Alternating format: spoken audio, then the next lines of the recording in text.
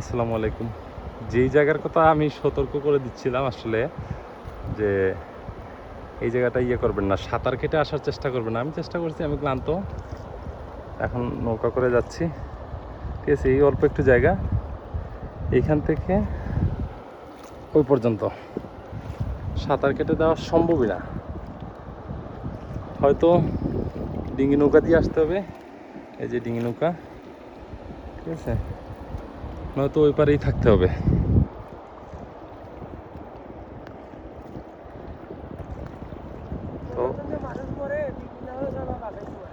তো সত্যি কথা বলতে, এইখানে চোখের সামনে অনেকগুলো অ্যাক্সিডেন্ট দেখছি অতীতে, অথবা অ্যাক্সিডেন্ট হবে অবস্থায় এই ডিঙ্গি নৌকাগুলাই কিন্তু শেষ সম্বল।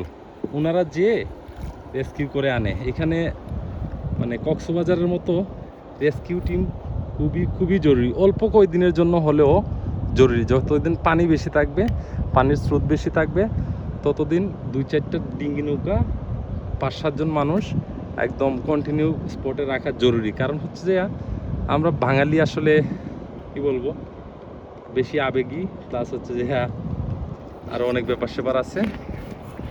তো মনে করেন যে এই পার থেকে ওই পারে যাইয়া মধ্যখানে যে ক্লান্ত হয়ে গেলে ডিঙ্গি নৌকা ছাড়া কোনো উপায় নাই। আর এই ডিঙ্গি নৌকাকেই নাকি আমাদের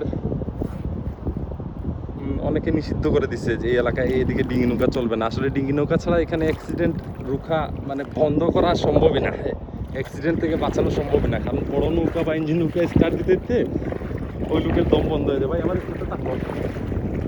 ওই লোকের দম বন্ধ হয়ে যাবে, ঠিক আছে। তো এই এলাকায় এই স্পটে ডিঙ্গি নৌকাগুলো যেন চলে, এটা যত দ্রুত সম্ভব এটার পরিপূর্ণ পারমিশন দেওয়া হোক। আর হচ্ছে মানুষ যেন বিপদে না পড়ে বা বিপদের জন্য হেল্প পায়, সেই চিন্তাটাও মাথায় রাখতে হবে। তাছাড়া আমাদের এলাকার ক্যামেরাম্যান, প্লাস হচ্ছে যে কিছু দোকানদার, মনে করেন জালমুড়ি বিক্রি করে, এটা বিক্রি করে, বাদাম বিক্রি করে, ওরা ওই পার থেকে এই পারে আসতে গেলে কিন্তু সাঁতার কেটে আসতে পারবে না। ডিঙ্গি নৌকায় শেষ সম্বল, ওরা নৌকা দিয়ে এই পারে আসতে হবে। তো এইখানে যদি নৌকা বন্ধ করে দেওয়া হয়, ডিঙ্গি নৌকা বন্ধ করে দেওয়া হয়, এটা একদম অমানবিক হবে, ঠিক আছে। এই ব্যাপারটা মাথায় রাখবেন, আল্লাহ ভরসা।